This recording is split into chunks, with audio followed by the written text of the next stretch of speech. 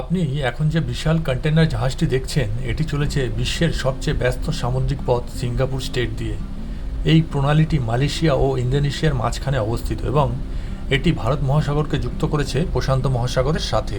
প্রতিদিন গড়ে এখান দিয়ে যায় ১,০০০-এরও বেশি জাহাজ। এর মধ্যে রয়েছে container ship, oil tanker, LNG ও এলপিজি গ্যাস ক্যারিয়ার। এই কন্টেনার জাহাজে থাকা প্রতিটি বক্সের ভেতরে লুকিয়ে আছে আমাদের দৈনন্দিন জীবনের পণ্য, মোবাইল ফোন, টিভি, ল্যাপটপ, কাপড়, খেলনা, এমনকি আপনার ঘরের রান্নাঘরের জিনিসও। একটি বড় কন্টেনার জাহাজ বহন করতে পারে ১৫,০০০ থেকে ২৪,০০০ টিইউ কন্টেনার।